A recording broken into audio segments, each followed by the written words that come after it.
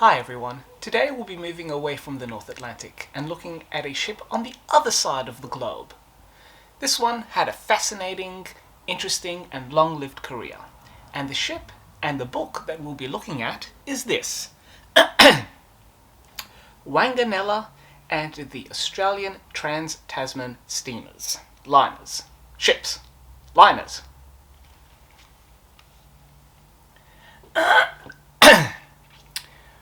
Wanganella is a small town of 30 people. It has never been a large community, and yet it is the name of one of the preeminent Australian liners.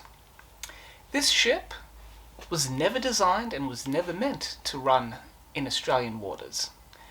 It was originally designed for the Elder Dempster Shipping Company under the name of Achimota. Achimota being the name of a university city in Ghana. Unfortunately,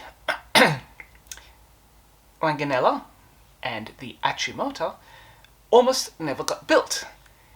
After the contract had been signed and the engines were built, a ship carrying the engines to the shipyard from Glasgow to Belfast got caught in a storm and sank. So the engines themselves went to the bottom and are still there. New engines were ordered and the Achimota was constructed. And as you can see from the photos, the ship had the beautiful, sleek, low or squat profile that any ultra-modern, cutting-edge motor ship had to look like. Every modern ship had to look like this. The most fashionable trend, the in thing, was low funnels. Long profiles and low funnels. The Germans did it. They were too low, they had to be extended. The Dutch did it. Likewise, they also had to be extended. For motor ships though, these ones didn't need to get extended, and the Wanganella had the short funnels all throughout its life.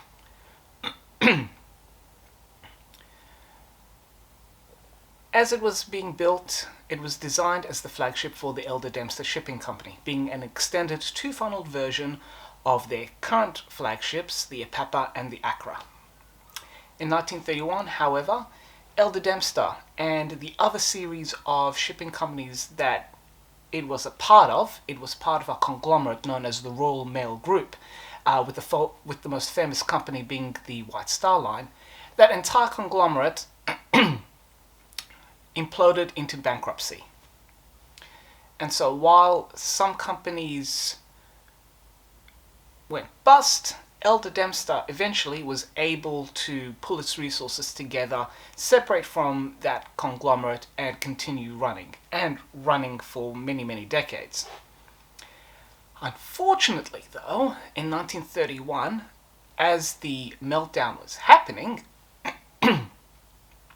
they couldn't take delivery of their ship. And in the time that it took for finances and reorganizations to be done, they had to sell. And it was perfect because the Australian shipping company, Hudat Parker, were in need of a new ship. One of their current vessels was approaching the 25-year mark and was well and truly ancient.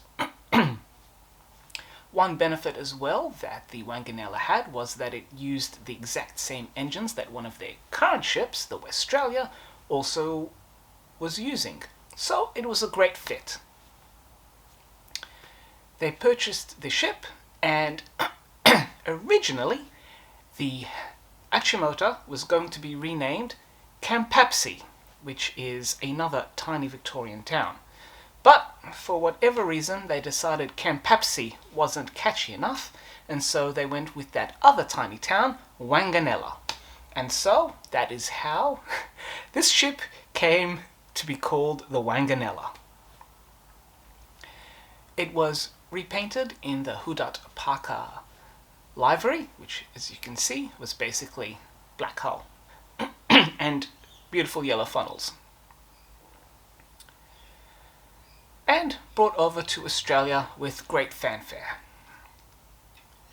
The ship was very familiar on both sides of the Tasman Sea, being east coast of Australia as well as New Zealand. And during World War II operated as a hospital ship. It rescued survivors from the Union Line steamer, the New Zealand Union Line, Niagara, and was in Bombay, well, now Mumbai, when the Fort Starkine blew up and took out pretty much most of the city and the port. After World War II, the Wanganella was refitted and brought back into service, and just as quickly smashed into a rock. And as you can see from the photos, there were some quite Titanic-esque scenes with the ship down by the bows. This was an expensive and embarrassing episode, but the ship was eventually refloated and the bow was reconstructed. Over time, the ship lost its beautiful squat motorship look and the after decks were built up and the promenade deck was glassed in, which makes sense because the Tasman Sea can be quite blustery. The ship even did some cruises before ending its days as a floating hostel, and the common rumour is that once the ship was towed away to be scrapped, it was almost entombed in the mounds of rubbish that were surrounding it. This is just a brief overview of this ship's life. All this information and much more is included in the book. This is one of the prime examples of how to do a ship history. Peter Plowman, who is the author of this book, is a renowned Australian maritime historian and has been writing books about Australian maritime history for the last 50 years. So this is part and parcel of what he does, and he does it beautifully. The book is produced with top quality photos and on beautiful glossy stock paper. What is also quite interesting in this is that all the technical information has been taken from the motorship and it has been replicated here pretty much verbatim. The book also includes additional information about the Australian shipping scene in the 1920s through to the 1950s and 60s, competitors, additional running mates, and the book itself includes a beautiful selection of black and white photos, which you've no doubt been seeing throughout this presentation, in addition to color artworks and paintings.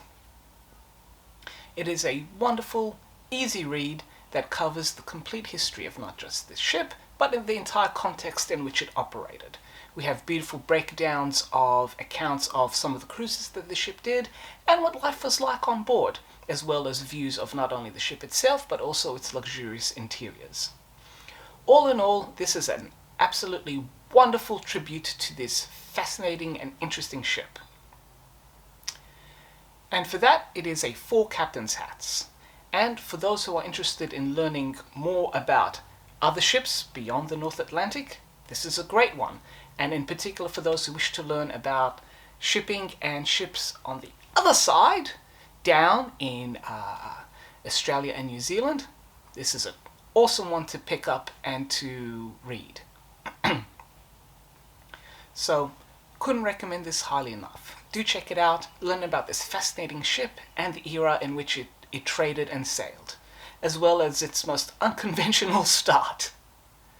And if there are any other books about ships, and particularly those lesser known and those that are, not from the North Atlantic, let me know. I do have a fair selection, and if they are in my library, I will most certainly review them for you. So, until next time, enjoy and happy reading, everyone.